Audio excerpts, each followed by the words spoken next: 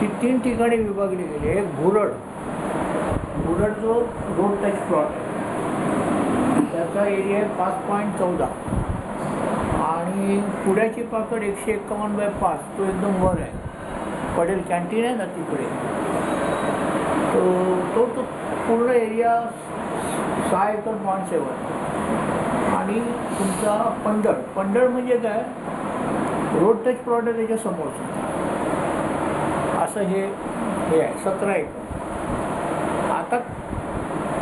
आता आमचं जे कॉरस्पॉन्डन्स चालू आहे तहसीलदार बरोबर त्यांनी आम्हाला सांगितलं आहे की तुमची आम्ही ऑफिशियली 7/12 देऊ पण आमच्याशी तुम्ही खूपसे त्यांनी 4 टाईपचे डॉक्युमेंट मागितले. त्याच्यामध्ये त्यांनी खूपसे पण ते लगेच अवेलेबल नाही आहेत.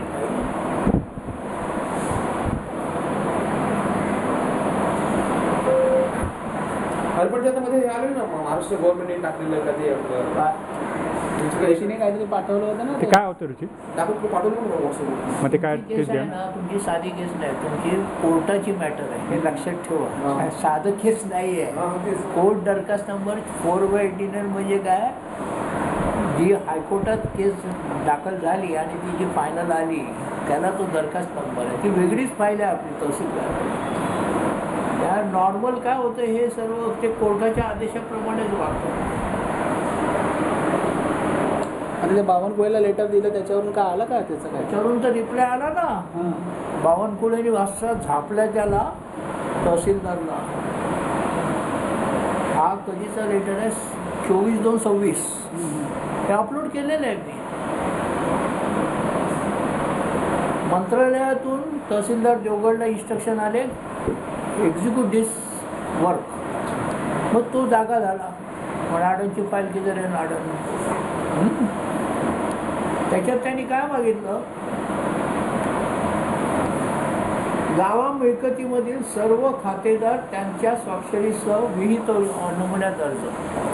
आता आपली 3 नंबर शाखा आहे. 3 नंबर तिथे टोटल 4 शाखा आहेत. एक सड्यावरची गोविंद वर्गाची शाखा 2 नंबर ती वेगळी शाखा 3 नंबर आपण आणि 4 नंबर मधुकर वारिक.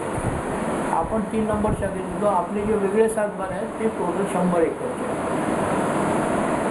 तो आपल्या ज्या खात्यामध्ये 100 लोक आहेत आजच्या घडी 7/12 तुम्ही बघाल ना आपला त्यांच्याकडून सर्वांकडून तो अर्ज मागतोय असेल कसं शक्य आहे सांगा. तो आपला ऋषिकेश इथे वडाळ्याला आहे. मी कुठे अंबरनाथला आहे. गावी जे सेटल झालेले आहेत त्यांचं तर आता काय जे सिनियर होते ते वरच गेले बिचारे. त्यांची मुलं आहेत त्यांचे वारस तपास झाले की नाही ते कॉल बघून. गावा मिळकतीतील सर्व खातेदार हे this is not at all possible. दावा मिळकतीतील 7/12 व त्यामधील फेरफार एकच फेरफार नोंदवला होता 3184. तेव्हा 550 एकर जमिनीचं वाटप झालं 4 हिस्से पडले. ते नॉर्मली 100 एकरचे पडले 550 आणि आपल्या वाटेला 100 एकर जमीन. फेरफारचं आमच्याकडे आहे पण आता ते एवढं डॉक्युमेंट आहे ना उचलून आणायचं इकडे भारी पडतं तुम्हाला अपलोड करेल. तर दावा मिळकती सर्व खातेदार त्यांचे संमतीपत्र. आता ठीक आहे आपण 5 जण आहोत 6 जण आहोत आपण देऊ पण आता गावी एवढं मी प्रत्येक सेक्शनचं नाही करत. आम्ही 3 नंबर शाखेपुरतंच मर्यादित. तुला 3 नंबर शाखा म्हणजे समजलं ना दत्तू वाडकापासून ते गावचं ते शिरताना वाडी शिरताना जे मंदिर आहे तो जो सेक्शन आहे हा 3 नंबर शाखा. त्याच्यामध्ये परत 3 सेक्शन आहे. एक डोंगरीवरचे म्हणजे कोण दत्तू वारीक एक मधले वारीक आपण मधले वारीक म्हणजे त्यांच्या भाषेचा आणि एक काय त्याला तो बराच शब्द आहे. तसं काही एवढा प्रॉब्लेम नाही आहे पण एक आपलं असं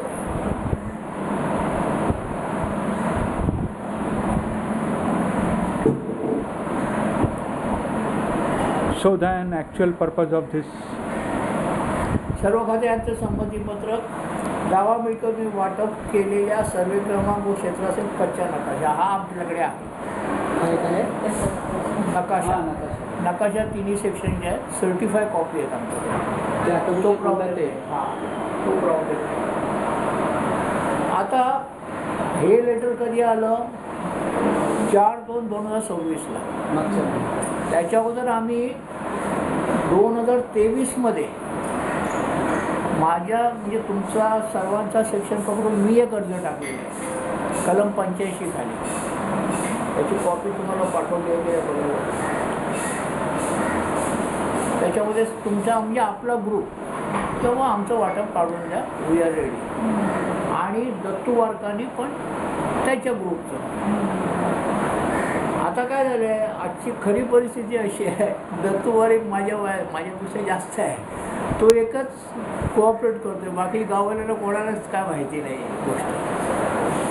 पण आम्ही काय कायदेशीर अर्ज केला कलम 85 खाली आणि सांगितलं त्यांना तुम्ही आमची सुनावणी लावा ना, आमच्या 5 जणांची सुनावणी लावा. त्यांनी काय दिलं, मी 2025ला गावी नाही, 2023लाच गावी गेलो.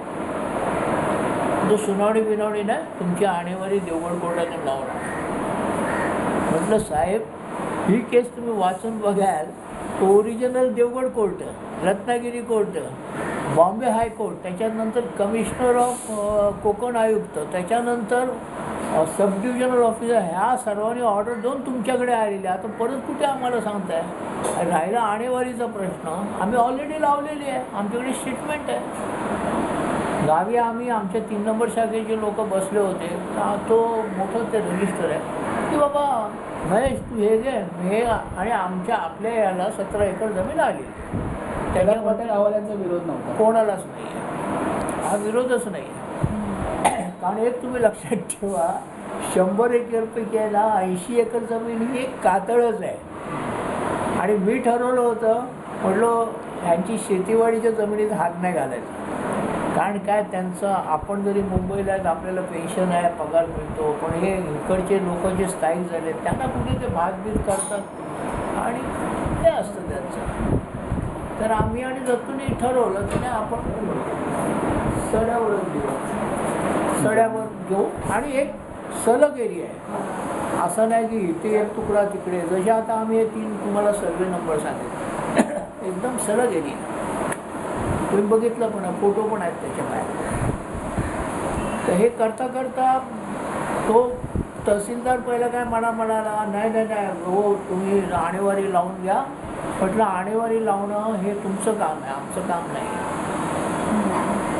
आणेवारी लावणं हे तुमचं काम आहे, आम्ही काही करू शकत नाही. तुम्ही लावतच नाही आणेवारी, कारण तुम्हाला नॉलेजच नाही त्या गोष्टीचं. तर आम्ही परत, तो म्हणाला दुपारनंतर या 5ला आम्ही गेलो. आम्ही त्याला आणेवारीचा तक्ताच मांडला 100 एकर.